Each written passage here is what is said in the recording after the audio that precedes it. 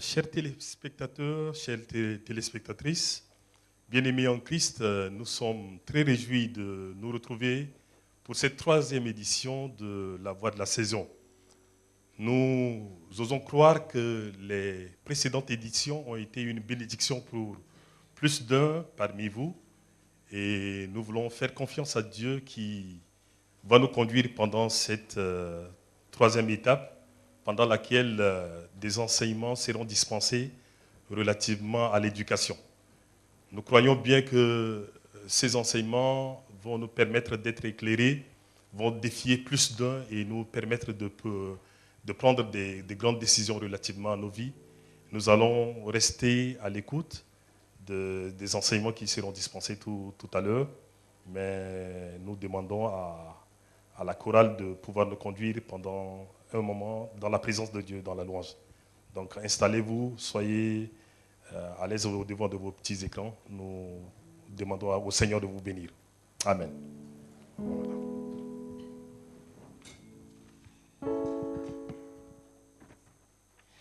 Te rendons la gloire, Seigneur. Oui, nous t'honorons. Te rendons la gloire, Seigneur. Oui, nous t'honorons. Tu es merveilleux. Tu es digne, Seigneur. Tu es merveilleux. Tu es digne, Seigneur. Tu es merveilleux, tu es digne, Seigneur, tu es merveilleux, tu es digne, Seigneur. Nous te rendons la gloire, Seigneur, oui, nous t'honorons. Nous te rendons la gloire, Seigneur. Oui, nous t'honorons. Tu es merveilleux. Tu es digne, Seigneur. Tu es merveilleux. Tu es digne, Seigneur, tu es merveilleux, tu es merveilleux.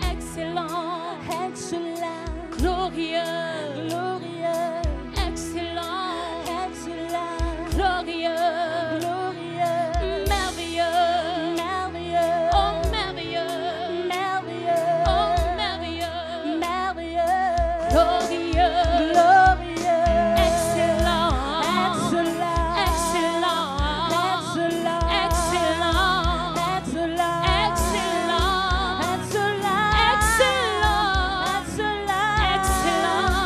excellent, excellent, excellent, glorieux, glorieux, glorieux, glorieux, merveilleux, merveilleux, excellent, excellent, excellent, excellent.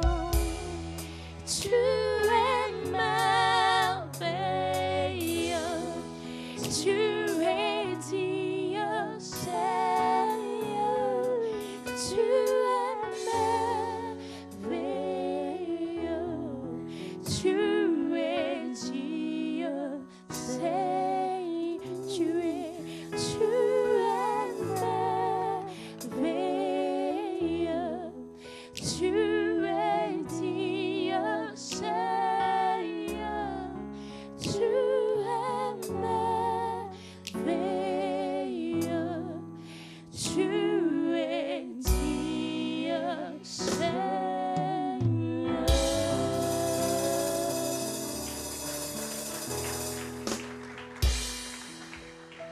Gloire à Dieu. Nous bénissons le Seigneur pour l'opportunité de nous retrouver une fois de plus pour la voix de la saison avec un autre thème très capital, la Bible et l'éducation. La Bible et l'éducation. Nous disons merci à Dieu pour Electron TV, pour cette possibilité que Electron TV et les Chantres Unis offrent à tous ceux qui nous suivent, que ce soit en Afrique, que ce soit en Europe, dans les Amériques et partout. Nous disons merci à Electron TV, aux Chantres Unis pour cette opportunité. La voix de la saison est un programme qui permet chaque mois de consacrer le début du mois à la parole de Dieu sur la chaîne citoyenne ETV. Et pour plus d'excellence quant à ce programme qui nous fait tant du bien, Electron TV, ou par notre voix, la voix de la saison, nous voulons vous lancer un appel à toutes les bonnes volontés qui voudraient bien nous aider à acquérir une caméra de plus pour plus d'excellence. Vous aurez, l'écritel passera en bas de votre écran. Il y a un numéro, vous pouvez contacter directement ce numéro pendant que la prédication de la parole de Dieu passe. Vous pourrez le faire ce soir même, vous pourrez le faire dans les jours qui suivent, selon votre capacité.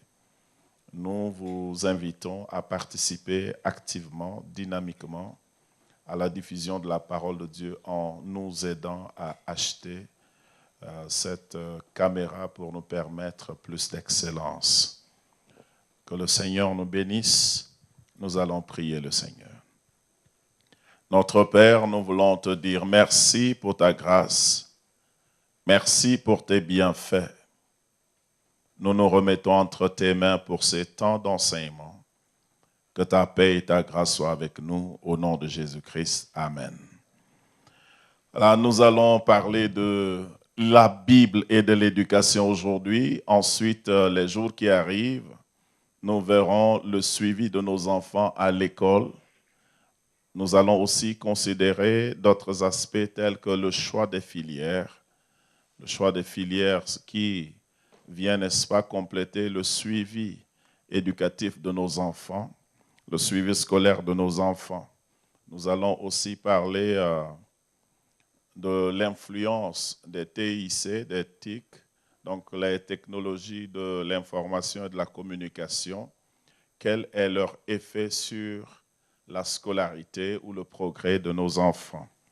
Je voudrais aussitôt aborder le premier thème de cette soirée qui parle, n'est-ce pas, de la Bible et de l'éducation. La Bible dit « acquiert la sagesse et ne la vends pas ». Donc, acquiert de la sagesse, mais ne la vends pas.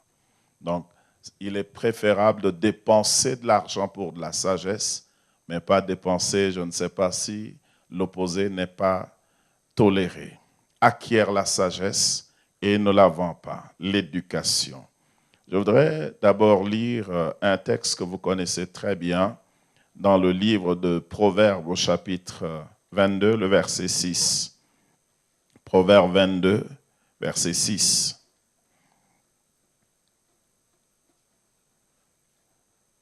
Dans Proverbes 22, verset 6, la Bible dit « Instruis l'enfant selon la voie qu'il doit suivre, et quand il sera grand, il ne s'en détournera pas. » Instruis l'enfant selon la voie qu'il doit suivre, et quand il sera grand, il ne s'en détournera pas. L'éducation ici, que je me permets de définir comme étant l'accumulation et l'assimilation des connaissances, des principes, des théories, afin de vivre en harmonie avec le monde ou l'univers en nous et autour de nous.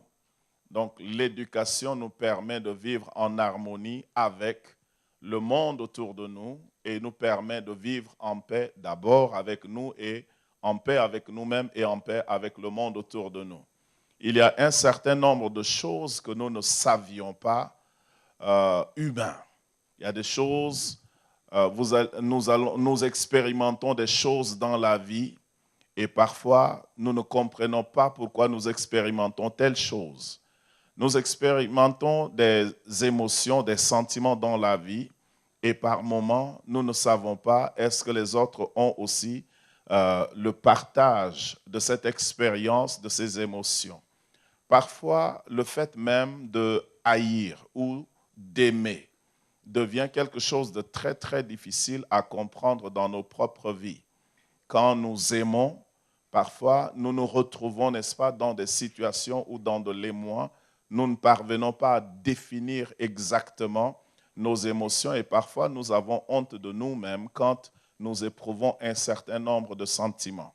Jusqu'à ce que nous ayons connaissance que tout homme expérimente, que tout être humain expérimente telle chose, mais il y a voies et moyens, et voici le partage des expériences des uns et des autres permettent à ce que nous dominions les sentiments que nous vivons, et alors là, nous avons grandi en connaissance et nous pouvons maintenant harmoniser ce que nous vivons à l'intérieur de nous-mêmes. Donc, l'éducation est un processus qui nous aide à amasser la connaissance afin de nous aider. Le but de l'éducation, le but premier de l'éducation, c'est de nous amener à opérer des bons choix et à éviter la fausseté. Donc, l'éducation me permet d'avoir connaissance du bien et du mal et de pouvoir éviter le mal et de choisir le bien. Ça, c'est le but de l'éducation. Donc, l'éducation me permet d'opérer des bons choix dans la vie. L'éducation a beaucoup de bénéfices et ce soir, je m'en vais parler d'abord je m'en vais répondre à la question de la Bible et de l'éducation. Ensuite, je vais citer quelques exemples pratiques de l'éducation. Je vais citer quelques personnes dans la Bible et je vais essayer aussi de nous dire est-ce que Dieu sait lire, est-ce que Dieu sait écrire et qu'est-ce que nous devons faire nous aussi. Est-ce qu'il y a des références bibliques qui montrent que Dieu sait écrire? Oui, il y a des références bibliques qui montrent que Dieu sait écrire et Jésus sait lire, Jésus sait écrire. Tout cela est facile à y répondre. Et ensuite, je m'en vais aussi bouger de la source biblique à des sources non bibliques pour nous permettre, n'est-ce pas, de nous voir, pour nous permettre de voir les bénéfices de l'éducation. L'éducation est quelque chose qui est central dans la vie de la communauté et dans la vie de l'individu. L'éducation est très, très importante. Selon certaines personnes, quelqu'un comme J. Cross dit l'éducation, c'est à propos d'apprendre les théories, Donc, quand on parle de l'éducation dans le contexte où on est, ce n'est pas de l'éducation seulement à la maison, informelle ou bien familiale, mais nous partons du cadre familial pour partir dans le cadre formel, donc de l'éducation formelle à l'école. Je m'en vais axer, n'est-ce pas, mon débat, mon intervention autour de l'éducation à l'école. Lorsque vous prenez l'éducation à la maison, les anglophones disent ça c'est upbringing. Et maintenant, l'éducation à l'école, l'éducation formelle, c'est ce que les anglophones appellent éducation ou bien education. Donc, je m'en vais, n'est-ce pas, axer sur cela. Donc, selon J. Cross, l'éducation, n'est-ce pas, c'est l'accumulation ou bien c'est l'apprentissage des théories. L'apprentissage des théories, et il faudrait, quand je parlerai, n'est-ce pas, de l'éducation ici, ajouter à cela, n'est-ce pas, ce qu'on appelle la formation ou bien training. La formation est un aspect de l'éducation qui rend dynamique et spécifique l'éducation. La formation me permet de répondre à des besoins bien précis. C'est pour ça que lorsque nous partons à l'école dans des théories, nous apprenons des théories, mais ces théories doivent être mises en valeur de manière spécifique, d'où la nécessité de passer par les stages de formation. Les stages de formation permettent de répondre à des vides spécifiques dans ma vie et d'appliquer la théorie de manière spécifique dans ma vie. Donc, lorsque vous prenez, n'est-ce pas, la gestion ou bien la comptabilité, lorsque vous prenez la médecine, lorsque vous prenez certains domaines professionnels traditionnels que vous connaissez, alors le stage est exigé. La formation, la phase de la formation pratique. Donc, lorsque je parlerai de l'éducation, prenez l'éducation comme étant quelque chose qui englobe l'éducation, la formation et l'instruction. Donc, je ne suis pas un technicien, donc je rassemble tout cela sous l'éducation. Donc, la formation, elle est importante, sinon l'éducation reste incomplète. Je m'en vais essayer de parler. Donc, la formation, je m'en vais parler, n'est-ce pas, de la Bible et de l'éducation.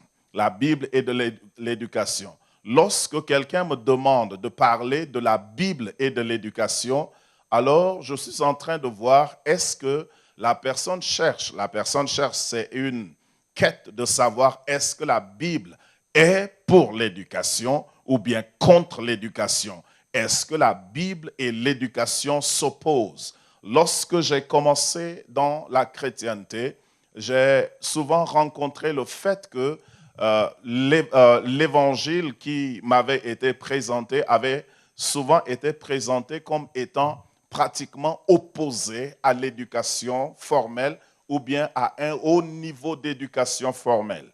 Mais avec le temps et en creusant dans la Bible, je me rends compte que la Bible et l'éducation formelle ne sont en aucun cas opposés.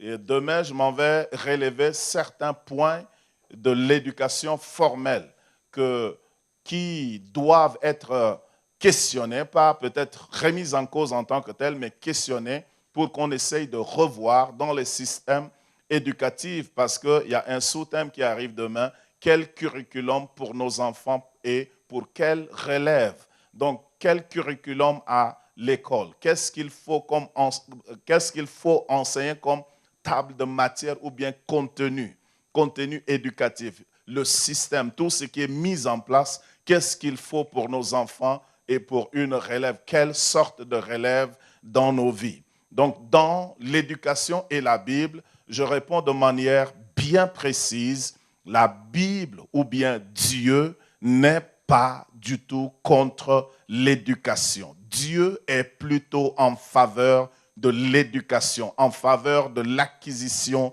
du savoir. Lui-même étant un Dieu intelligent, un Dieu stratégique, un Dieu savant. La Bible l'appelle omniscient. c'est le docteur, il est plus que docteur. Il est la science dans toutes les sciences lui-même. Donc Dieu est omniscient. L'omniscience fait partie des attributs de Dieu. L'omniscience fait partie du caractère de Dieu. Donc Dieu lui-même, tout savant, un Dieu tout savant, ne peut pas s'opposer à l'éducation. Il est plutôt pour l'éducation. Lorsque vous lisez le livre de Genèse, vous allez voir comment Dieu, dans son savoir, dans sa magnificence, va organiser le monde. Vous allez voir que c'est de la sagesse étalée simplement. Vous allez voir aussi que dans la Bible, Dieu, à plusieurs endroits, encourage plutôt au savoir. Dieu nous dit un certain nombre de choses. Donc, lorsque vous lisez le livre de Ecclésiaste au chapitre 12, verset 12, vous avez l'impression que la Bible parle, n'est-ce pas, contre ou bien négativement du savoir. Le Qoheleth, le prédicateur, ou bien l'Ecclésiaste, le roi Salomon, dans sa quête, il a poursuivi toutes choses pour pouvoir atteindre le fond des choses et comprendre les choses. Il est allé au-delà de la limite et après il s'est rendu compte que vanité des vanités, tout est vanité et poursuite de vent. Il a tiré la conclusion pour dire que beaucoup de savoir, c'est beaucoup de chagrin pour l'âme. Donc beaucoup de savoir. Lorsque vous connaissez beaucoup, vous souffrez beaucoup. Ça, c'est la conclusion que Salomon a tirée. Et c'est vrai. Ceux qui connaissent beaucoup, ceux qui ont un grand savoir, lorsque vous vivez avec des gens qui ont des grands savoirs, nous autres qui avons un savoir limité, nous commettons des choses qu'il ne faut pas commettre à tout bout de champ. Lorsque vous vivez avec des gens qui ont un certain standing, ils savent qu'il y a des gens qui crachent à tout bout de champ. Nous autres, on peut cracher sur le carreau. Il y a des gens qui peuvent faire ça. Mais quelqu'un qui est éduqué, quelqu'un qui a un niveau d'instruction, lorsque vous crachez sur le carreau, lorsque vous crachez sur le goudron, la personne souffre, la personne se dit, mais comment un être sensé peut se comporter dans un environnement pareil de cette manière? Donc, lorsque vous souffrez, vous voyez les vices partout. Lorsque vous êtes un juriste, vous voyez que les gens, n'est-ce pas, enfreignent à la loi à tout bout de champ. Vous voyez que les gens s'exposent aux choses. Lorsque vous causez avec des frères qui travaillent au site pétrolier, ils parlent de la sécurité, en zéro accident. Et ils voient que nous autres, nous prenons beaucoup de risques. S'il faut chercher quelque chose qui est tombé dans l'eau, nous ne mettons pas du gant et nous trempons la main dans de la boue et nous cherchons une pièce de 100 francs qui est tombée. Alors que quelqu'un qui a plus de connaissances dans le domaine de la sécurité, dans le milieu professionnel, lorsque vous plongez la main nue dans de la boue, il voit plus de risques, il voit beaucoup plus de risques que les francs que vous êtes en train de rechercher dans de la boue. Donc, lorsque vous avez un degré de connaissance, de savoir, et que vous vivez parmi des gens qui ont un niveau de connaissance moins élevé que le vôtre, vous souffrez beaucoup parce qu'ils font des choses qu'ils ne devraient pas sans savoir qu'ils sont en train de commettre des fautes. Donc là, la Bible présente le savoir comme étant quelque chose qui parfois nous fait souffrir. Mais dans d'autres passages bibliques, vous verrez, donc la chose que je voudrais nous dire est que Dieu sait écrire. Donc Dieu est lettré. Dieu sait écrire.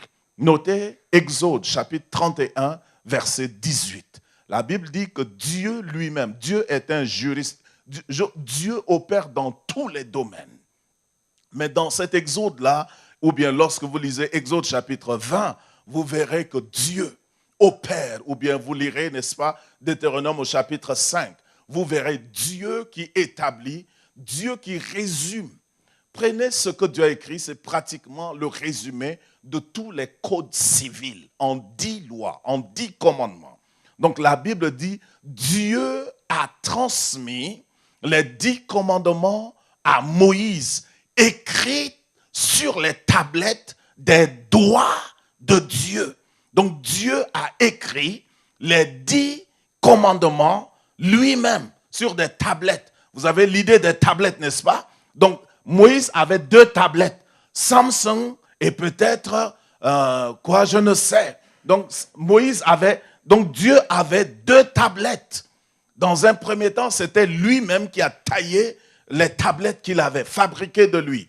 Et quand Moïse, vous voyez, les tablettes sont sensibles. Quand tu les jettes, ça se casse. Moïse est sorti de la montagne. Moïse voyait que les enfants d'Israël commettaient des fautes et il a jeté le veau d'or avec les 2 tablettes qui se sont cassées. Dieu lui dit, va tailler toi-même les 2 tablettes et moi j'écrirai encore dessus. Donc Dieu sait écrire. Donc il n'est pas question que quelqu'un vous dise que Dieu peut vous faire du bien quand bien même vous n'êtes pas allé à l'école. C'est vrai, Dieu vous fera du bien, mais vous-même personnellement, vous serez limité dans la vie. Et je m'en vais citer quelques-uns des bénéfices tout à l'heure, mais Dieu peut vous faire du bien. Les gens peuvent vous faire du bien. Personne ne va vous rejeter. La famille va vous reconnaître comme la famille, mais vous-même, vous serez limité. Jésus sait écrire. Donc Dieu sait écrire, Jésus sait écrire, Jésus sait lire. Lorsque vous lisez le livre de Luc au chapitre 4, verset 18, la Bible dit ce jour-là, Jésus s'est rendu dans le temple. Pendant qu'il était assis, les gens l'ont demandé de lire. Il s'est levé et il a lu un texte d'Ésaïe. Et la Bible dit qu'il a lu Ésaïe, l'Esprit du Seigneur est sur moi parce qu'il m'a oint pour annoncer une année de grâce, de libération, de délivrance et tout ça. Après, il est allé s'asseoir. La Bible dit les yeux se fixèrent sur lui et il s'est levé. Il dit aujourd'hui, cette parole s'accomplit. Et les gens étaient fâchés. À une autre occasion, Jésus était quelque part. Les gens ont amené une femme prise en flagrant délit d'adultère. Les gens ont dit, Maître, nous avons surpris cette femme en flagrant délit d'adultère. La Bible dit, Jésus s'abaissa et écrivait sur le sol. Jésus ne griffonnait pas. Il écrivait. Il était instruit. Souvenez-vous, à 12 ans, il tenait tête au docteur dans le temple. Les docteurs juifs, les érudits, si vous faites des recherches, on vous dit quand un érudit juif vous donne le rouleau où est écrit l'Ancien Testament, la Torah, si vous prenez un couteau et vous poignardez au hasard, l'érudit, le savant juif sait exactement quelle lettre vous avez poignardé. Ils savent, si c'est A que vous avez poignardé, ils savent. Maîtrisent la loi. Jésus, à 12 ans seulement, leur tenait tête. Parce qu'à 12 ans, on avait déjà la maîtrise ou la connaissance de la Torah ou bien de la loi de Moïse. La Torah et parfois les Ketubim. Ketubim, c'est les écrits. Kitab, les écrits. Donc, il avait la connaissance. Donc, Jésus était instruit. Remarquez que lorsque Jésus a pris les pierres, tout ce monde était instruit. C'est des gens qui savaient lire et écrire. Matthieu savait lire et écrire. Il était secrétaire. Quand Jésus les a récupérés, après 3 ans, leur niveau de connaissance a augmenté. Et les gens ont dit, mais n'est-ce pas que c'était des gens sans savoir, non, sans instruction. Et après ils ont, ils avaient été avec Jésus. Le problème de Jésus est que Jésus surpassait les pharisiens en connaissance. Et les pharisiens disent, mais dis-nous de quelle école tu es sorti. Dis-nous de quelle école. Donc le problème, ce n'est pas l'école. Le but que nous poursuivons ici, ce n'est pas absolument l'école, ce n'est pas absolument un niveau de licence. Quand bien même c'est ça. Mais c'est poursuivre le savoir. Quand bien même tu n'as pas la licence, tu as le niveau CE2 sur papier. Mais en toi, tu dois avoir le niveau maîtrise, le niveau doctorat, sans avoir un diplôme de docteur ou de doctorat. Donc la question est d'être l'autodidacte, se former soi-même. Si l'opportunité de se former dans une salle de classe n'est pas là, n'y est pas. Donc Jésus savait lire, Jésus savait écrire. Est-ce que je peux encore citer quelques exemples? Oui, je vais citer quelques exemples de savoir. Dieu a dit dans sa parole, mon peuple périt faute de connaissance. Osée, qui s'en souvient? Osée 4:6. Mon peuple périt faute de connaissance. L'ignorance tue. Quand j'étais à l'école, en classe de CE2, j'avais un ami Ngambay. Et mon nom Nagueral, il dit Négrel. Je dis, je ne m'appelle Négrel, en Ngambay veut dire l'ignorance. Je dis, je ne m'appelle pas Négrel, je m'appelle Nagueral, qui est totalement différent de Négrel, parce que quelque part dans ce monde, il y a un peuple qui dit Négrel te yo. C'est-à-dire, il y a un peuple qui dit Négrel, qui est l'ignorance. L'ignorance, c'est la mort. Donc, lorsque vous ne connaissez pas, vous allez vous faire du mal. Vous allez vous faire du mal énormément. Et Dieu dit, mon peuple périt faute de connaissance. Il est important que le peuple de Dieu ait le savoir. Je réfléchissais, je dis, mais si notre génération laisse Dieu entre les mains des illettrés, nous serons en train de faire du mal à Dieu. Nous serons en train de limiter Dieu. Dieu est tellement bien que, tellement grand, tellement sage, tellement immense, que nous ne pouvons pas le laisser à la merci de quiconque. Il faudrait que les enfants de Dieu, instruits, puissent maintenant, par l'instruction, transmettre Dieu à des classes illettrées, à des classes littrées, pour que nous tous puissions percevoir la grandeur et la magnificence de ce Dieu. Il est important. Nous ne pouvons pas laisser Dieu comme ça. Et nous avons la responsabilité de nous former. Quand je dis former, ce n'est pas réciter des versets bibliques. Donc, mon peuple périt faute de connaissance. Ça, c'est l'un des versets qui atteste que la connaissance est quelque chose de bien. Et le même verset là-dessus dit, puisque tu as rejeté le savoir, moi l'Éternel, je te rejette. Le savoir est quelque chose de bien. Je m'en vais citer les bénéfices après. D'autres versets, lorsque vous lisez, je crois le livre de Daniel au chapitre 11, verset 32. Daniel 11, 32. La Bible dit, dans les derniers temps, la connaissance augmentera. Mais le peuple qui connaîtra son Dieu fera des exploits. Donc c'est la connaissance de Dieu ou la connaissance de ton domaine qui t'amènera à faire des succès, des exploits ici-bas. Donc la connaissance va augmenter. Et nous aussi, nous devons connaître davantage. Lorsque vous étudiez la vie de Daniel lui-même, si Daniel n'avait pas été éduqué, instruit, s'il n'avait pas le savoir, il n'allait pas se retrouver au palais.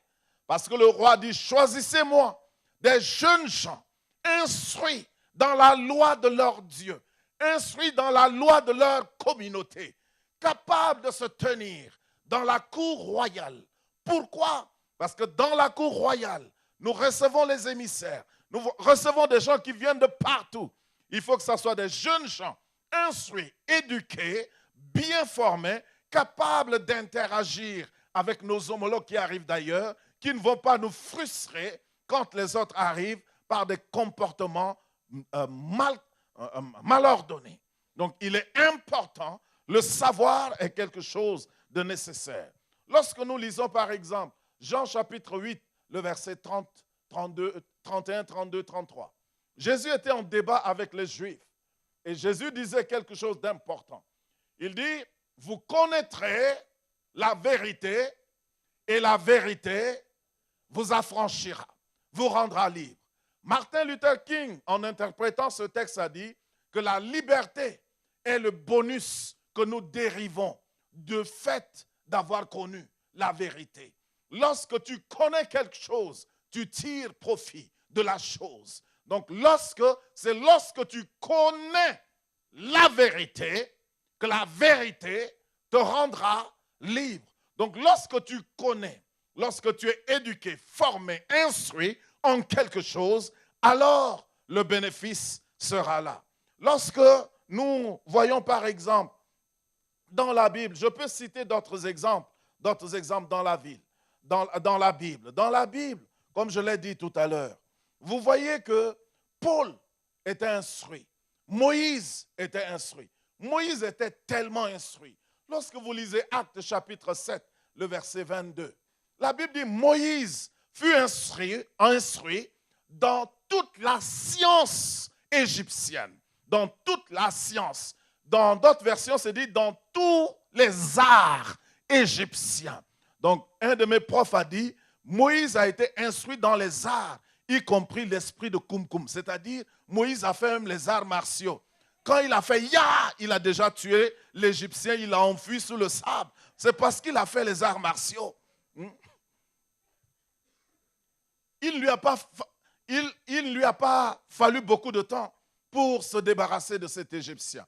Moïse était instruit.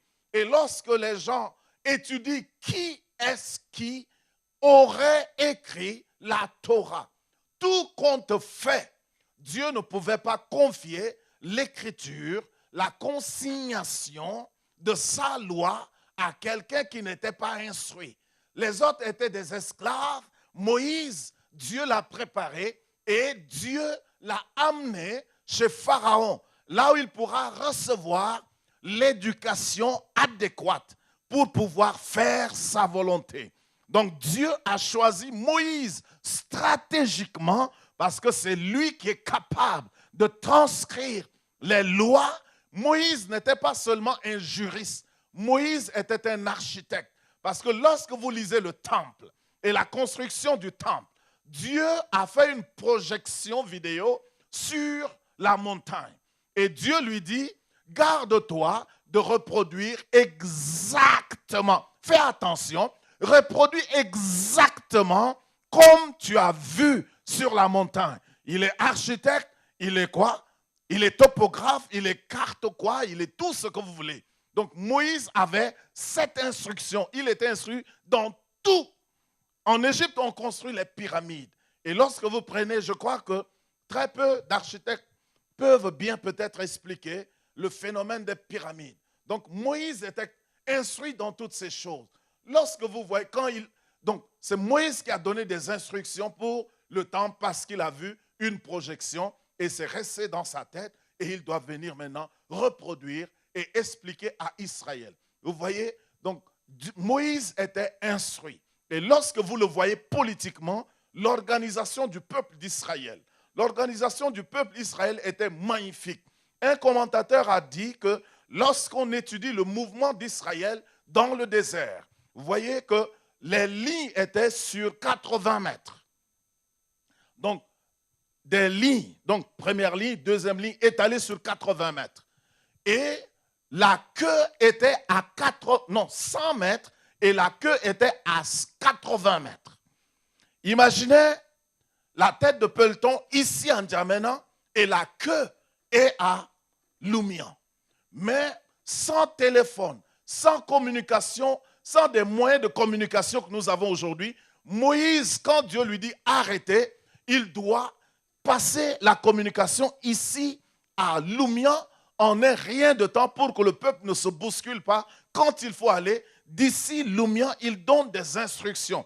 C'est qu'il était ordonné. Lorsque vous étudiez la loi, vous trouverez que la loi, la séparation des pouvoirs, vous trouverez cela dans la vie de Moïse. Non seulement dans le conseil que son beau-père, Jéthro, lui donne, mais vous trouverez aussi dans le fait que Dieu lui dit, choisis 70 hommes de bon témoignage. Je prendrai l'esprit qui est sur toi, je répandrai sur eux. Ils vont s'occuper de certaines tâches, toi, occupe-toi des grandes tâches. Ça, c'est les théories de séparation de pouvoir en droit. Donc, même pour servir Dieu, vous voyez, nous avons besoin d'apprendre des principes de management, des principes de marketing et tout ce qu'il faut. Si vous êtes un évangéliste, il faut absolument que vous fassiez le marketing parce que vous allez présenter Jésus aux gens. Il faut savoir présenter Jésus aux gens.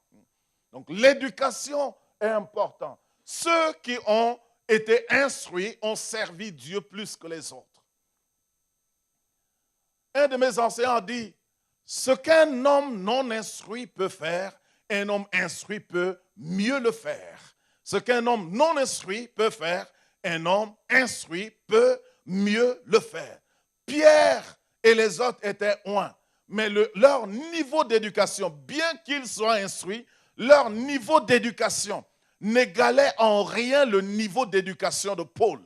Et quand Dieu voulait quelqu'un qui se tienne devant les rois, Pierre était oint, Jacques était oint. Dieu les utilisait pour des grands miracles.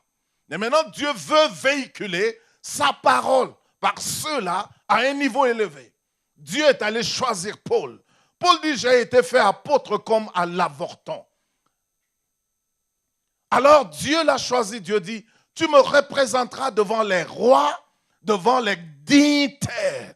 Dis-leur ce que j'aurai à te dire. Pourquoi? Parce que lorsque vous lisez Paul, Paul connaît les techniques parlementaires. Paul connaît comment prendre la parole de manière formelle. Et Paul, à lui seul, il n'était pas, quelqu'un disait qu'il n'était pas un grand prédicateur. Un grand prédicateur. Quand Paul prêche, parfois les gens dorment.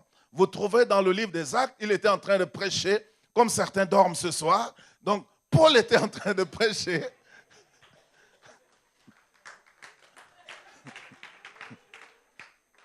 Donc, Paul était en train de prêcher. Un jeune homme tombe, il meurt. Paul va le ressusciter et il continue de prêcher. Mais quand Pierre prêche, tu ne peux pas dormir. Dynamique prédicateur. Mais Paul va consigner les révélations de Dieu. Il écrit à lui seul la moitié du Nouveau Testament. Pourquoi? Parce que c'était un philosophe, c'était un orateur, c'était un écrivain, c'était un grand savant. Un jour, il se tenait devant un roi. Il parlait. Le roi bondit de sa chaise. Il dit, Paul, ton grand savoir te fait déraisonner. Même le roi païen savait que Paul était instruit. Ce sont là quelques bénéfices du savoir. Le savoir est une bonne chose. Lorsque vous étudiez la chrétienté, je ne fais que poser des jalons pour me permettre d'arriver aux bénéfices et d'aborder des points clés demain. Pour que nous tous ici, si vous voulez savoir si les Écritures saintes, je n'ai pas fait la recherche pour d'autres Écritures saintes, mais je me base sur la Bible pour parler à nous ici, pour parler à tous ceux qui nous écoutent. Si nous voulons la pensée divine, Dieu est contre l'ignorance. Lorsque nous considérons la Bible et l'éducation, nous avons beaucoup d'exemples. Lorsque vous considérez l'histoire de la chrétienté a toujours été pour l'éducation. Toujours pour. Ainsi, vous trouverez des gens comme Jean Calvin qui vont parler en faveur de l'éducation. Jean Calvin qui pense que tout enfant doit être instruit dans la grammaire, dans les maths, il a cité quelques domaines pratiques. Tout enfant doit être instruit en cela, dans ces domaines-là.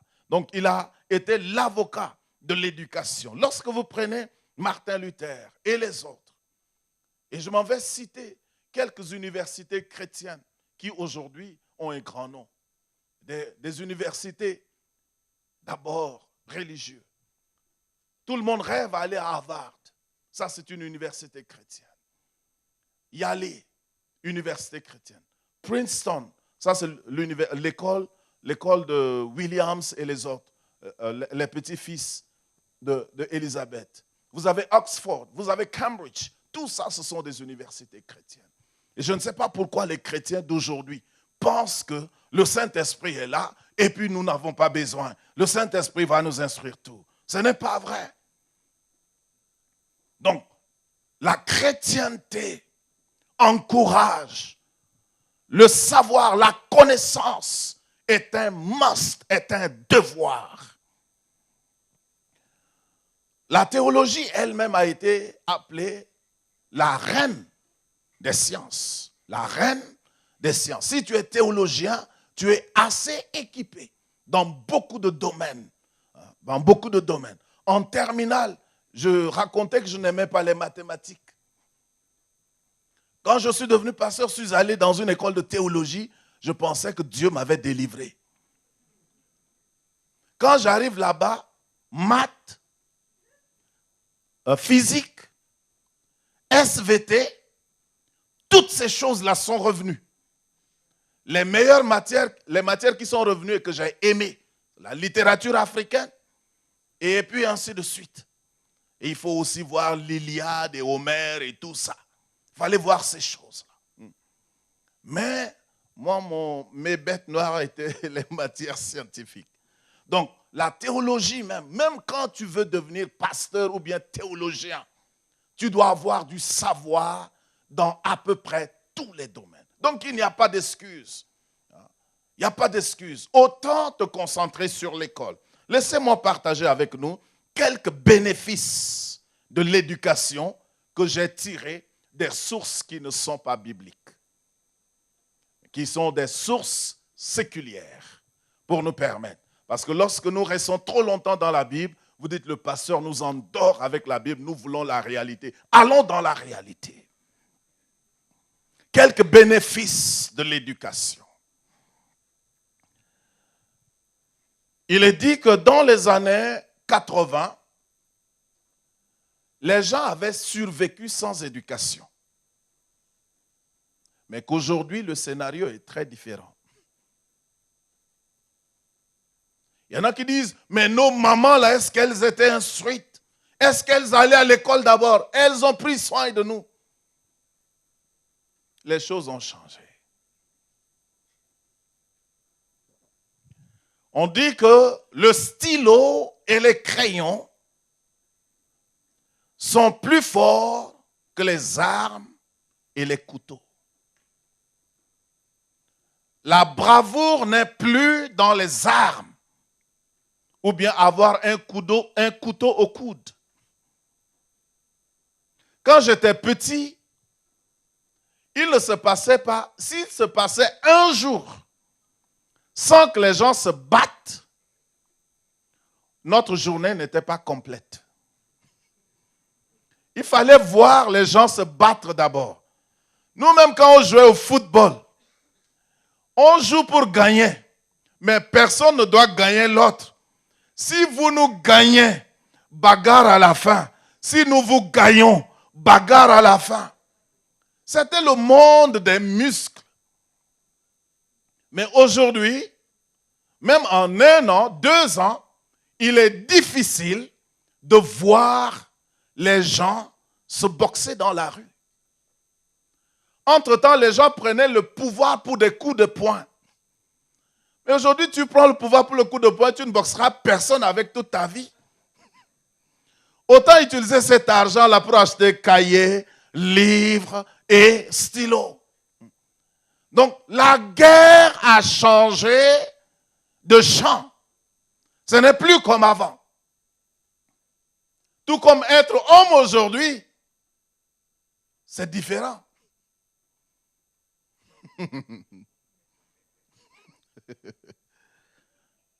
Donc, beaucoup de choses ont changé. Les scénarios sont différents maintenant. Et il faudrait qu'on s'adapte. Il faudrait qu'on revienne sur terre. J'avais un prof de maths en 3e. Quand il veut nous expliquer les choses bien, il dit, revenons au langage de cabaret, terre à terre. Il dit au cabaret, les informations sont données terre à terre. Pas avec des termes compliqués chez les journalistes. Mais terre à terre. Il dit, c'est pour ça que lui, il aime les cabarets. C'est-à-dire les débits de boissons. Donc, je m'en vais utiliser un langage simple. L'éducation est la plus importante possession qu'une personne doit avoir. L'éducation est la plus importante possession qu'une personne doit avoir. J'ai vu des gens dans des voitures qui suscitent respect.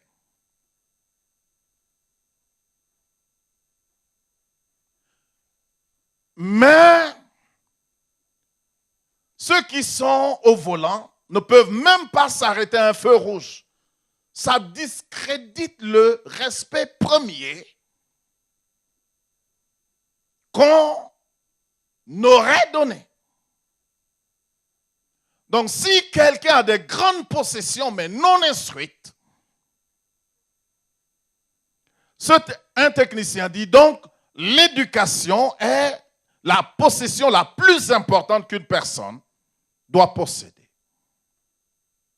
Il dit c'est la seule possession personnelle et sociale qui ne se perd jamais. Vous pouvez perdre de l'argent.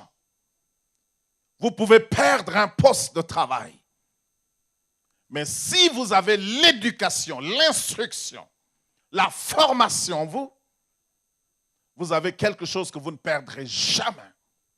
Et cette chose va vous redonner ce que vous aurez perdu.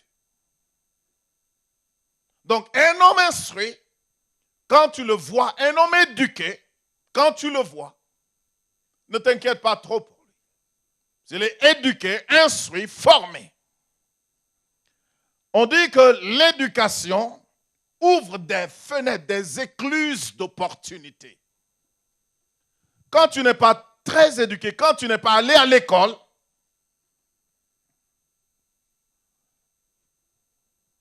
tes opportunités sont limitées. Mais quand tu es allé à l'école, tes opportunités s'élargissent. Premier bénéfice de l'éducation. Premier. L'éducation nous aide à croître, à grandir en tant qu'individu. Lorsque vous connaissez, vous élargissez l'individu que vous êtes. Lorsque vous avez l'éducation, lorsque vous allez à l'école. Je raconte souvent, quand je n'étais pas sorti du village de mon père, je croyais que la terre et le ciel se rencontraient juste derrière les arbres autour du village. Mais quand j'ai grandi, je me suis rendu compte que c'est différent. Donc, l'éducation. Vous voyez, lorsque vous prenez un livre comme ça et vous êtes devant un livre, parfois vous êtes en France sans le savoir. Le livre vous fait voyager. Vous entrez dans les réalités, dans les familles. Et vous vivez même les sentiments des gens. Vous voyez mademoiselle telle qui a fui la table pour aller se cacher dans sa chambre, fermer sa porte, le rideau rouge, et elle s'est couverte d'oreillers, elle s'est mise à pleurer. Mais c'était des siècles avant. Mais le livre vous fait voyager des siècles en arrière. Vous entrez dans les décors qui n'existent pas dans votre village. Donc, l'éducation vous fait grandir, vous fait prendre de volume, quand bien même immatériel. Physiquement, vous êtes maigre, mais en vous, il y a tout le Tchad en vous. En vous, il y a tout le Cameroun. En vous, il y a toute l'Afrique en vous. Vous commencez par contenir en vous tous les pays que vous avez visités, toutes les villes que vous avez vues. Il y en a qui ont visité au moins 10 pays. Ils sont montrés dans l'avion. Mais dès que tu as fait l'expérience de monter dans l'avion, l'avion là est contenu en toi avec toute l'expérience. Mais tant que tu n'as pas fait l'expérience, tu ne connais pas. Quand on parle des avions, on dit, le pasteur veut maintenant frimer sur nous. Passe vite, passe à un autre sujet. Quand on parle maintenant, donc quand on labourait la tête, tu dis, là il est en train de parler. Non. Donc, lorsque tu connais, tu te développes, tu t'accrois, tu élargis l'individu que tu es. Quand tu connais, tu n'es plus la personne de ta tribu que les gens connaissent. Tu deviens un citoyen du monde. Tu as un peu la connaissance. Tu es un peu de ta tribu. Tu es un peu français. Tu es un peu anglais. Tu es un peu ceci. Je disais à quelqu'un que maintenant, on parlait de la question d'une jeune fille à l'église avec les parents. Je dis aux parents, votre fille que vous voyez là, vous ne pouvez plus la traiter comme une fille de ce pays ou bien de sa tribu. Elle réfléchit comme une fille qui est en Europe. Elle réfléchit comme une fille qui est aux États-Unis. Elle réfléchit comme une fille qui est au Togo. Elle réfléchit comme une fille qui est au Burundi. Elle est là avec WhatsApp. Elle est là avec Facebook. Elle est là avec Internet. Sa mentalité est totalement différente. Pour que le parent la comprenne, il faut que le parent aussi se développe. Donc, avec l'éducation, on devient un peu du tout. Ça peut être bien, ça peut être négatif. Mais tu peux t'accroître, tu peux t'embellir, tu peux t'améliorer avec l'éducation. Gloire à Dieu. Le deuxième bénéfice est que l'éducation te donne une autosatisfaction. L'éducation te donne une autosatisfaction et va booster la confiance de soi. L'éducation te donne de l'autosatisfaction. C'est là où l'éducation est dangereuse. Ça peut pousser à l'orgueil et tout. Mais quand tu connais, tu n'es pas comme M. Ngambor. M. Ngambor était un élève dans une salle de classe quelque part dans ce monde. Et lui ne connaissait jamais les réponses. Et quand tout le monde dit « moi monsieur », Ngambor, lui, il restait tranquille. Et le monsieur, lui, va toujours choisir Ngambor, qui ne lève pas le doigt. Alors, un jour, son ami lui a donné conseil. Il dit « Ngambor, même si tu ne connais pas, lève la main au moins. » Donc, le monsieur, ce jour-là, a posé la question et Ngambor a levé la main. Le monsieur dit « voilà Ngambor !»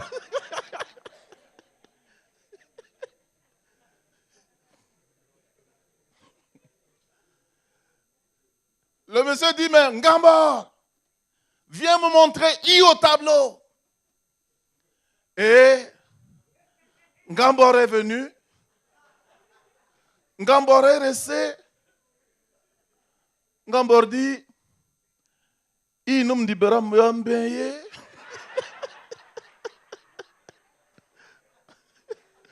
Ngambor dit, mais I que je voyais bien quand j'étais assis, maintenant que je suis debout, il s'est caché derrière le A pour que le monsieur me frappe encore.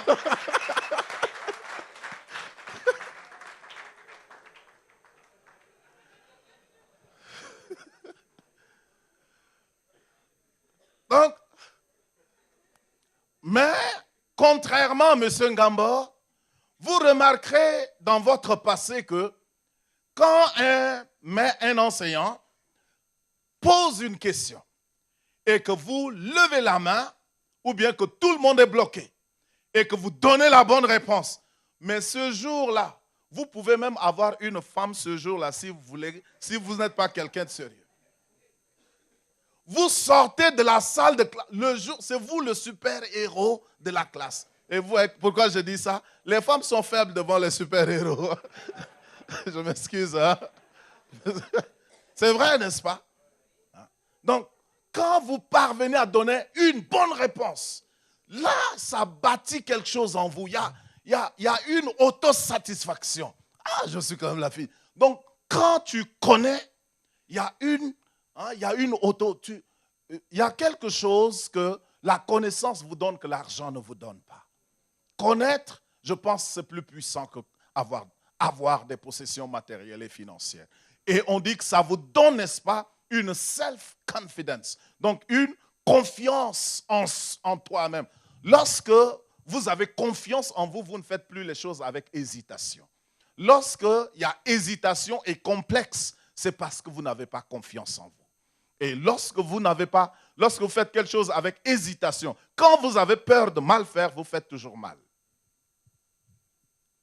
Quand vous avez peur de mal faire et vous voulez toujours bien, vous faites mal. Mais quand vous avez confiance en vous, lorsque vous connaissez ce que vous faites, vous vous tenez et les gens savent. Vous le faites avec toute la dextérité possible qui existe. Lorsque vous prenez quelqu'un qui sait chanter sur les notes, mais vous pouvez monter, descendre, la personne vous suivra. Et ça fait beau écouter, ça n'irrite pas. Lorsque vous avez un chauffeur qui sait conduire et vous êtes avec ce chauffeur-là, c'est doux. Mais lorsque ça fait saccader, c'est assez compliqué. Donc, les bénéfices de l'éducation. Troisième bénéfice, l'éducation te donnera respect de tout le monde partout. L'éducation va susciter le respect. Lorsque vous êtes instruit, les gens vous respectent et devant vous, les gens font attention à ce qu'ils disent avant de le dire. Les gens vous respectent. Les gens vous disent, oh, attention, il est là. Mais quand vous n'êtes pas là, les gens peuvent parler comme ils peuvent. Mais quand vous êtes là, les gens font attention. Donc, on dit que, quelqu'un a dit que le respect est l'un des plus grands trésors dans la vie de l'être humain. Le respect. Donc, la connaissance, l'éducation va susciter le respect. Est-ce que vous n'avez pas vu ça? Vous avez licence. Pardonnez-moi de prendre des exemples courants. Vous avez une licence. Vous faites la cour à une fille. Ça, c'est mon expérience personnelle. J'étais en première année d'université. Et je dis, bon, je suis à l'université, je peux maintenant choisir, viser une sœur à l'église. Et puis, bon, tiens, comme ça, après 2 ans, 3 ans, quand j'aurai ma licence et tout, nous pouvons nous marier plus tard. Parce qu'on m'a dit que quand tu as déjà l'argent, tu ne sais pas qui t'aime réellement. On t'aime pour ton argent ou bien on t'aime réellement, tu ne sais pas. Donc, j'ai voulu commencer tôt. Première année d'université. J'ai fait 2 semaines de cours à la sœur.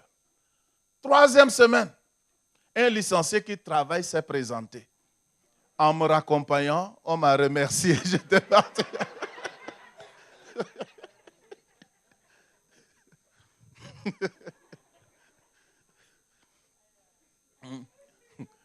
Donc, quand on est quelque part, quand vous êtes quelque part comme ceci, et on dit, docteur, viens. Les gens, oh, même les personnes plus âgées, il y a quelque chose qui t'impose comme ça.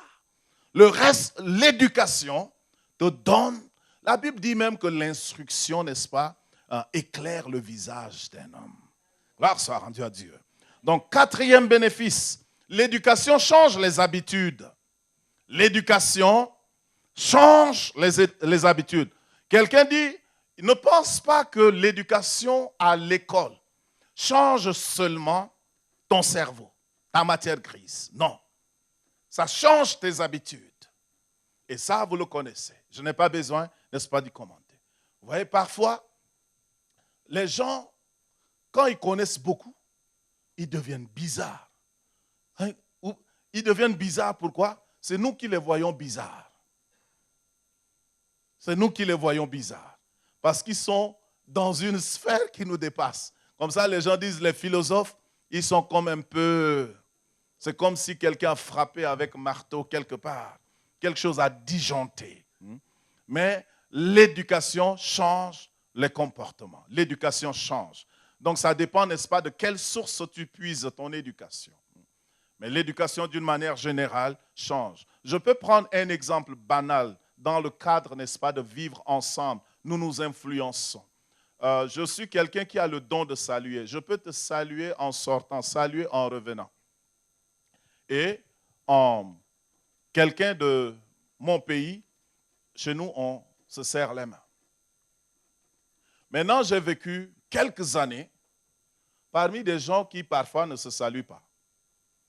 Et tendre les mains, saluer, c'est quelque chose qui n'existe pas. Au bout de quel temps, je me suis rendu compte que je faisais, cette chose-là m'affectait. Pire encore, le fait de manger comme ça et que quelqu'un arrive et que ça ne me gêne pas. Je ne l'invite pas et je mange. Ça, c'est quelque chose de négatif dans ma vie. Ça, moi, je ne l'aime pas. Mais l'école aussi a sa manière de nous changer. L'école change nos convictions même. Donc nos habitudes commencent par changer. Quand on va à l'école, il y a un changement total. L'éducation. Lorsque tu as l'éducation, personne ne peut se moquer de toi. C'est pour ça, c'est-à-dire personne ne peut te tromper. Quand tu ne connais pas, on peut te tromper. Quand tu connais, on ne peut pas te tromper. Tu peux concéder, mais on ne peut pas te tromper. 6e bénéfice. L'éducation. 5e, c'est personne ne peut se moquer de toi. Personne ne peut te tromper. L'éducation permet une bonne vie. L'éducation te permet de bien vivre, avoir une bonne hygiène de vie, de bien t'occuper de toi, de bien gérer ta santé, de bien contrôler ta vie. Il y a 7 années en arrière, je répétais une famille française en anglais. Je répétais 3 enfants. Et ce jour-là, j'étais parti et leur maman m'a proposé du café. Elle dit, monsieur Tuedibaï, vous voulez du café? J'ai dit oui. Combien de carreaux? J'ai dit 2. Elle dit, oh, mais vous c'est bien. Les autres, ils prennent du sirop.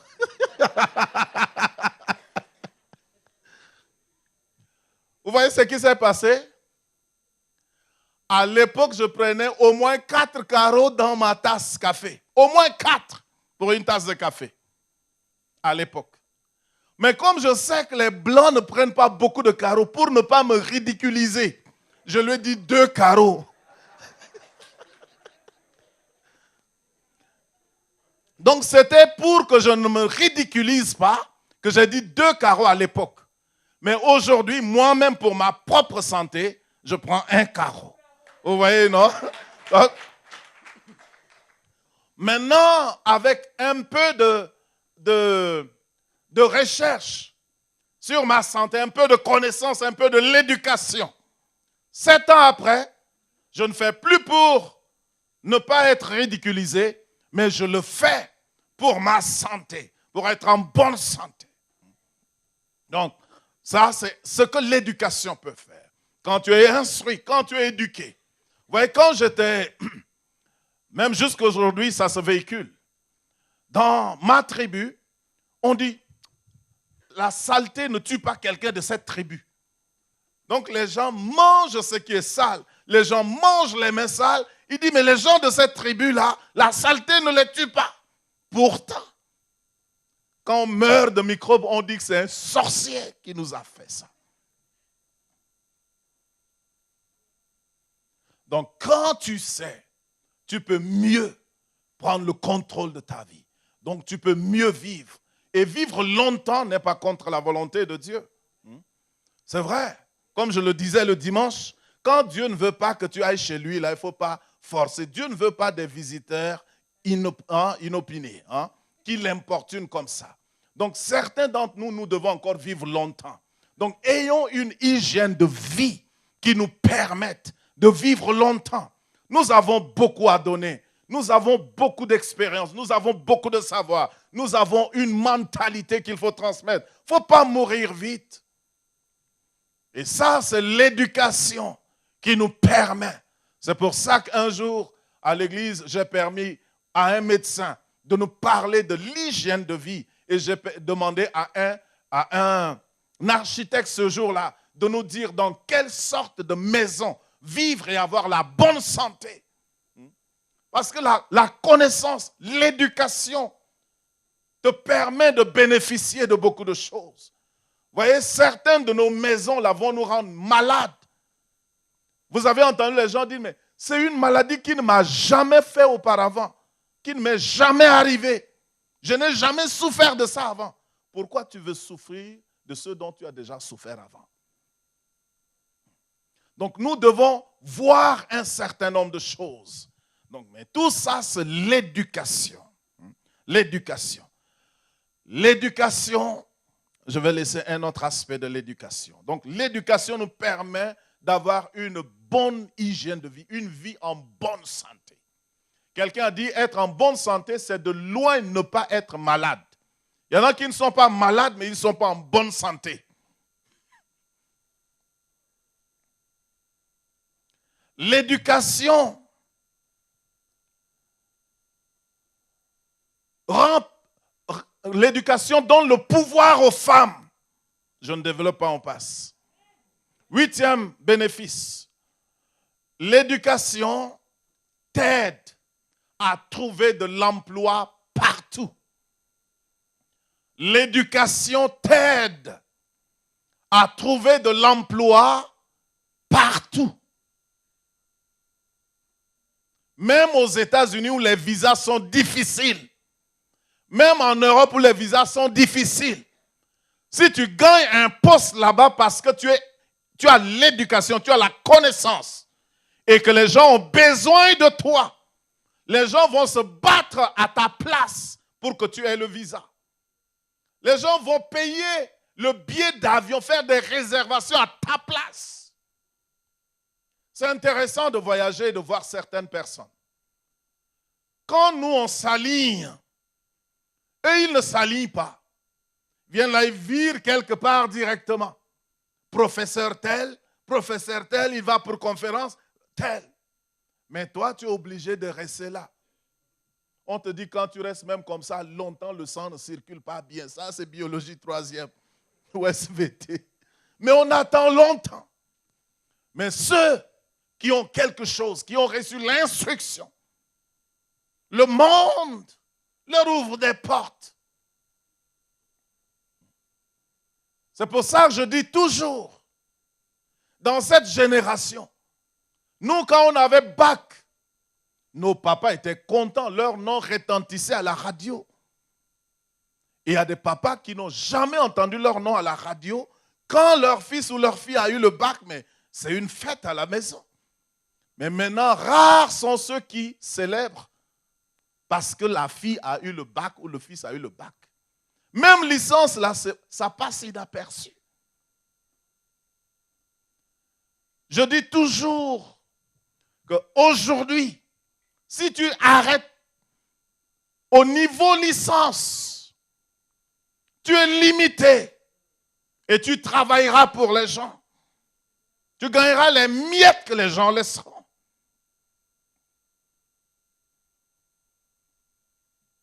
Mais quand tu as un niveau, les gens auront toujours besoin de toi. Donc, il est important de pousser loin si vous avez l'opportunité. Je connais des gens qui ont quitté leur emploi pour se faire former. Ils ne regretteront jamais ces gens-là. Donc, l'éducation est un pouvoir, est une puissance. L'éducation te donne de l'emploi partout. Vous pouvez être ici, postuler en Afrique du Sud, postuler pour un poste au Canada. Tout ça parce que vous avez l'éducation. L'éducation qui englobe la maîtrise de tout ce que vous avez là. Ensuite, je vais donner un autre bénéfice. L'éducation permet d'accroître son revenu et la création des fortunes. L'éducation permet d'accroître le revenu. L'UNESCO a publié quelque chose, qu'une année de plus à l'école dans la vie d'un enfant augmente son revenu de 10%. Donc si tu t'arrêtes au niveau licence et que tu vas au niveau maîtrise 1, Master 1, c'est que tu augmentes ton revenu de 10%. Si tu ajoutes maîtrise 2, tu augmentes de 10%. Et maintenant, on dit que l'éducation t'aide non seulement dans le fait d'acquérir richesse ou d'amasser richesse, mais l'éducation t'aide dans le fait d'amasser, d'acquérir fortune. la gestion de la fortune et l'investissement de la fortune. L'éducation te permet d'acquérir, de gérer et d'investir. Lorsque les gens sont limités dans leur éducation, vous pouvez comprendre leur activité. Leurs activités sont limitées. Maison, boulot, un point de rafraîchissement, jusqu'à tard, dormir, boulot. Quand ils rentrent du boulot, ils ne rentrent pas. Ils vont investir quelque part, là où ça ne produit rien. Mais des gens qui sont informés, parce que l'éducation te permet, ça c'est un autre bénéfice, l'éducation te permet de savoir ce qui se passe autour de toi dans le monde. Beaucoup de gens sans information ne savent pas que le monde a progressé. Comme je l'ai dit, les scénarios ont changé. Nous étions à une place mortuaire. Et pendant que nous étions, un journaliste me disait, « Ah, pasteur, je crois que la solidarité telle que définie par nous dans ce pays a atteint ses limites. » Ça, c'est quelqu'un qui a réalisé ce qui se passe en ce moment autour de lui et dans la société. Donc, l'éducation te permet de savoir ce qui se fait aujourd'hui.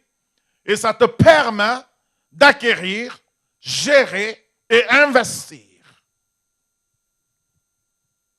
Acquérir, gérer et investir. Et il est dit que l'éducation nous permet de savoir gérer le temps.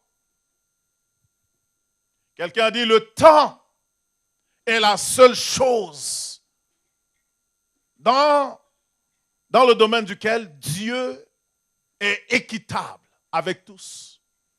Dieu nous a donné à tous, riches et pauvres, 24 heures, 7 jours, 1 mois, 12 mois. Nous avons tous cela. Quelqu'un d'avisé, quelqu'un qui est éduqué et qui sait comment les opportunités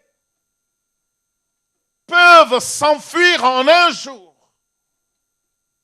Cette personne fait ce que la Bible dit, rachetez le temps car les jours sont mauvais. Donc, tous ceux qui ont une éducation ne peuvent pas jouer comme ça avec leur vie. Quand vous les voyez, ils cherchent à connaître davantage. Ils cherchent quelque chose qui puisse augmenter ce qui est à l'intérieur d'eux. Quelqu'un a dit, le temps et l'argent sont les essentiels de la vie quotidienne. Et si tu n'as pas l'éducation, tu ne peux pas les gérer. Le temps et l'argent. Un des pasteurs, l'apôtre Jean-Thierry Tumba, a dit, mon fils, il y a des gens qui vont, il y a des gens qui pissent l'argent. Il gagne, il va, il achète, il pisse l'argent. Il veut parler de ceux qui boivent. Il dit, c'est des gens qui pissent l'argent. Permettez le terme. Mais il y en a qui investissent leur argent dans ce qui ne les arrange pas. Pourquoi? Vous me direz, ils ont été à l'école, c'est vrai. Mais il y a des domaines, il y a des départements du savoir. Tu ne peux pas te spécialiser dans un domaine, dans un quartier du savoir seulement, sans pour autant visiter un peu d'autres quartiers du savoir. Et le temps que tu as te permet de te former en dehors des salles de classe. Pendant que tu travailles, tu reviens, tu te formes. Tu veux améliorer la personne que tu es. Quand nous sommes à l'école, nous lisons pour le prof. Nous lisons pour les parents parce que nous voulons ramener une bonne note. Nous voulons satisfaire les exigences. Mais quand tu travailles ou quand toi-même, tu cherches une information. C'est pour améliorer ta vie. C'est pour ça qu'il y en a qui ont fini des grandes études, mais ils n'ont lu que pour les autres, pas pour eux. Et nous gérons le temps et l'argent pour maintenant nous améliorer nous-mêmes, investir en nous et nous rendre meilleurs.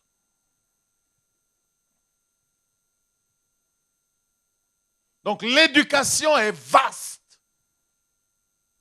Et demain, je parlerai du fait que l'éducation est un processus. Parce que quand on parle ainsi, il y en a qui se disqualifient. Mais mon souhait est que ceux qui nous écoutent à la maison, si vous avez 40 ans maintenant et que vous vous inscrivez à l'école cette année, au plus tard à 53 ans, vous pouvez avoir votre bac. Et à 56 ans, une licence.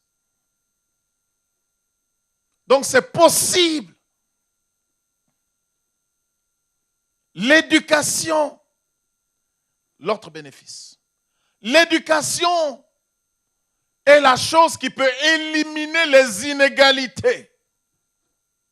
Il y a des gens qui sont nés riches.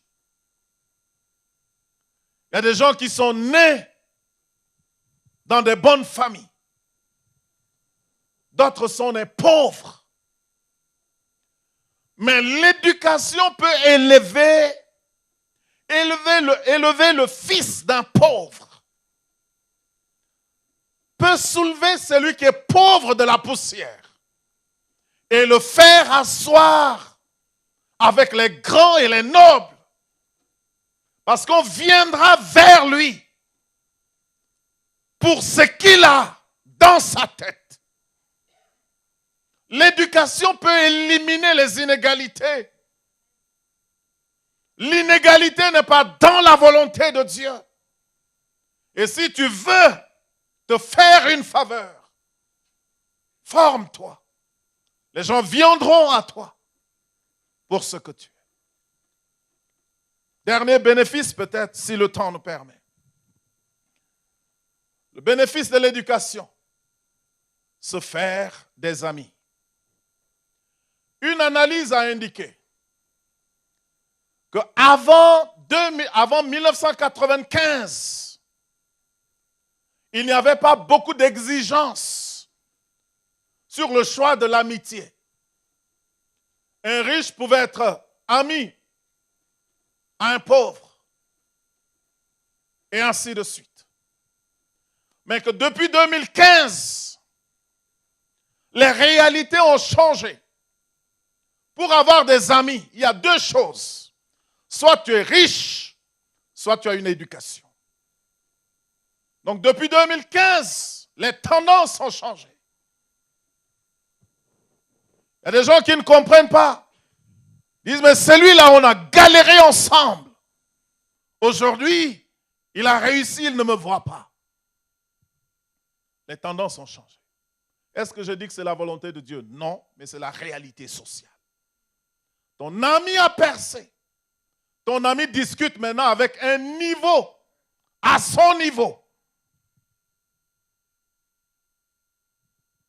Quitte à toi de t'élever à un niveau pour avoir aussi des amis. Même dans le mariage. Mes sœurs, l'époque où l'homme vous épouse pour s'occuper de vous est passée. C'est l'époque où l'homme cherche des partenaires. Donc quand on se marie, on est partenaire. À tous égards. Même intellectuellement. Je veux des contributions intellectuelles de ta part. C'est pour ça que si vous ne pouvez pas discuter intellectuellement avec votre mari, ça ne pourra pas aller. Donc, mes sœurs, il y a un défi. Vous revendiquez votre autonomie, prenez votre autonomie par l'éducation. Il n'est pas question de dire nous sommes égaux, nous sommes égaux. Non, même les hommes ne sont pas égaux entre eux.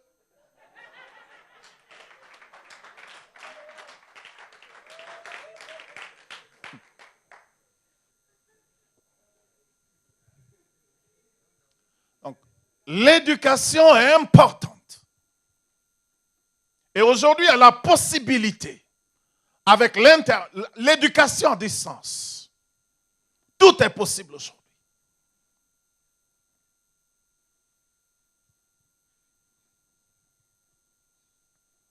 Je racontais par moment comment, par moment, nous avions étudié à l'éducation à l'université théologique. Je faisais partie de ceux-là qui n'avaient pas l'argent pour acheter tous les livres. Et j'attendais que les propriétaires du livre lisent et qu'ils soient fatigués, qu'ils dorment. Et moi, je venais prendre leurs livres pour avoir de meilleures notes qu'eux.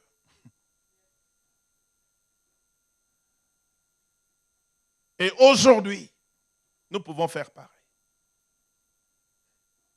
Il y a toujours une possibilité de s'instruire. Est-ce qu'il faut encore donner un? Oui, je peux donner un et terminer. Donc, les bénéfices, il y a la responsabilité, il y a la logique, la perspective, le potentiel. L'éducation aide à communiquer de manière appropriée avec les gens. Donc, il y a beaucoup de bénéfices de l'éducation. J'ai lu quelque chose qui parle de Seattle aux États-Unis, une analyse qui parle des bons citoyens et comment on peut vivre en harmonie et tout ça. La base, c'est l'éducation. Quand on parle de la logique et des perspectives, la plupart de nos conflits, c'est parce qu'il y en a qui ont des logiques très élargies et d'autres ne parviennent pas à voir selon la même logique ou la même perspective et ainsi de suite. Si dans une société, l'éducation est à la base bien suivie, avec des curriculums bien établis, nous pourrons, n'est-ce pas, avoir la paix. L'éducation est un domaine digne d'investissement. Demain, je m'en vais parler de quel curriculum et le choix des filières. Parce qu'il y en a qui doivent même changer de filière. Il y en a qui sont partis, les parents ont envoyé. Les parents les ont envoyés à l'étranger pour qu'ils aillent étudier. Sans savoir ce que l'enfant va étudier, c'est à l'enfant d'arriver là-bas et choisir. La première personne sur qui l'enfant tombe fait économie. L'enfant aussi fait économie. Il revient, il n'a pas de débouché, il prie le Seigneur. Parce que les choses ont été mal choisies, mal suivies, et cela ne peut pas nous aider.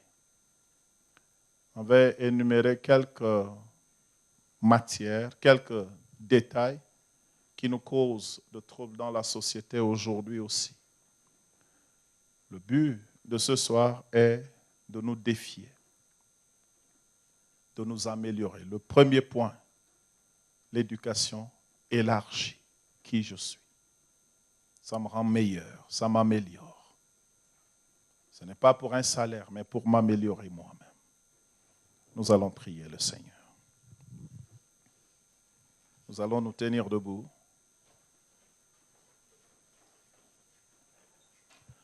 Vous qui nous suivez à la maison, que vous soyez commerçant, vous soyez pasteur, vous soyez éleveur, ce qu'un homme non instruit peut faire, un homme instruit peut mieux le faire. Si vous vous instruisez, vous pourrez mieux faire ce que vous faites en ce moment. Si vous êtes vendeuse, vous pouvez mieux faire. Qui que vous soyez, vous pouvez améliorer ce que vous faites en vous instruisant, en vous éduquant. Ne restez pas le même toute votre vie. Chaque année, ajoutez quelque chose à votre vie. Restez avec nous sur ETV pendant ces jours qui restent. Nous allons nous encourager, nous allons nous défier, nous allons nous choquer positivement. Pendant que nous prions, je voudrais encore vous inviter à nous aider à améliorer améliorer ce programme en nous aidant à acheter notre caméra. Il nous faut une autre caméra pour améliorer la qualité, les prises pour la voix de la saison. Vous aurez un numéro, il y a les critères qui passent. Contactez ce numéro et faites ce que Dieu met dans votre cœur selon vos possibilités. Prions le Seigneur, chacun prie pour lui, pour elle, que le Seigneur t'aide. Prions pour l'opportunité de repartir à zéro, d'ajouter quelque chose à notre connaissance. Vous êtes docteur, repartez faire un doctorat dans un autre domaine de savoir. Vous avez une maîtrise dans un domaine précis, faites une maîtrise dans un autre domaine. Quelqu'un a dit que le cerveau humain est conçu à recevoir des informations jusqu'à ce que nous mourions. Tant que tu es vivant, tu dois recevoir des informations. Ton cerveau est conçu comme ça.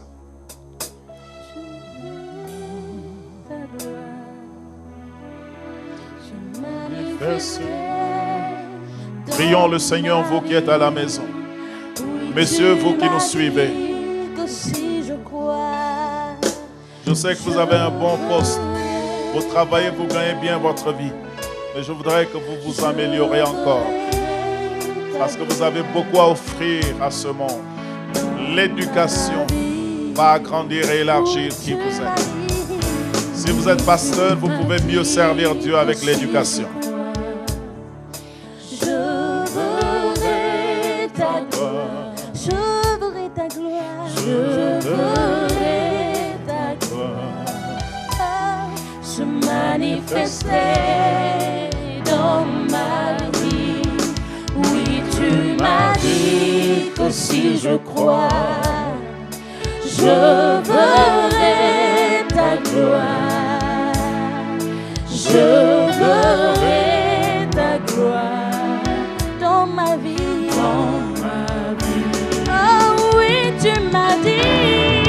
Oui, tu m'as dit que si je crois, je verrai ta gloire. Oui, je verrai ta gloire. Je verrai ta gloire se manifester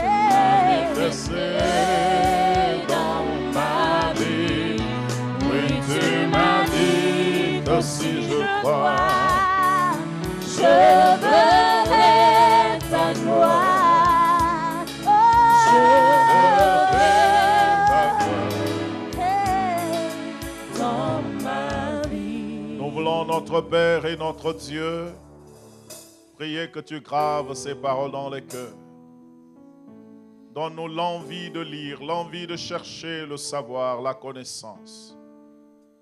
Tu as dit ton peuple périt faute de connaissance. Nous voulons, Seigneur, éviter ce que les autres avaient connu. Nous voulons améliorer nos vies, améliorer la société dans laquelle nous vivons. Nous voulons vivre en paix et en harmonie avec nous-mêmes et avec la société. Aide-nous à nous former de partout, en n'importe quelle langue que ce soit, en français, en anglais, en arabe, en espagnol, en portugais, dans nos dialectes. Aide-nous à nous former, à nous perfectionner, à aller de l'avant. Nous voulons prier pour tous ceux qui voudraient étudier et qui manquent d'opportunités. Crée une circonstance pour leur permettre d'aller étudier. Merci pour tous nos enfants qui reprennent cours. Que cette année scolaire dans notre pays et de par le monde soit exempte, Seigneur, des perturbations. Nous voulons, Seigneur, que des fils de notre pays, des filles de notre pays, des fils de l'Afrique, des filles de l'Afrique et du monde entier mènent une vie paisible pour poursuivre leurs études, car telle est ta volonté. Soit avec les enseignants, soit avec tout le corps enseignant. Dans tous les établissements, partout où les enfants se trouvent. Donne-leur un cœur pour cela. Que ta paix et ta grâce soient avec chacun de nous. Au nom de Jésus-Christ. Amen. Donc je vous invite, chers téléspectateurs, à nous retrouver demain, même heure, même chaîne, Electron TV. Que le Seigneur vous bénisse. Nous allons chanter le Seigneur ensemble avant de partir. Je verrai ta gloire. Je verrai ta gloire se manifester dans ma vie. Oui, tu m'as dit que si je crois, je verrai ta gloire. Je verrai ta gloire dans ma vie. Oh oui, tu m'as dit. Oui, tu m'as dit que si je crois, Je verrai ta gloire. Je verrai ta gloire se manifester dans ma vie. Oui, tu m'as dit que si je crois, je verrai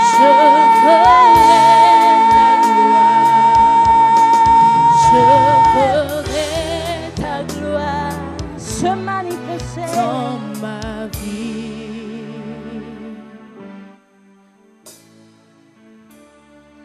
Yahweh, Yahweh, Yahweh, Yahweh, Yahweh, Yahweh, Yahweh, Yahweh, Yahweh,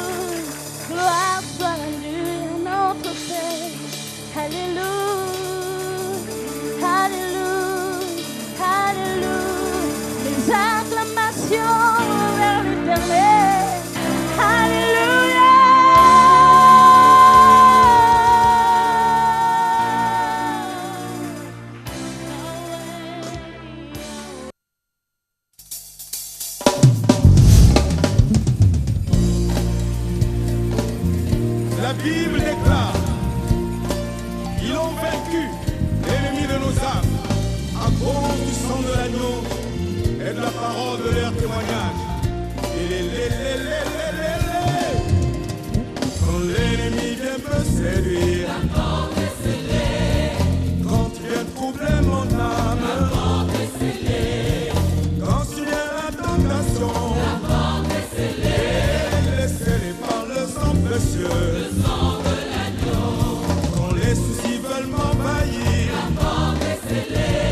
et quand la tristesse m'environne, quand je me sens en proie au doute, laissez-les par le sang précieux. Je suis couvert par le sang, je suis couvert par le sang de l'agneau.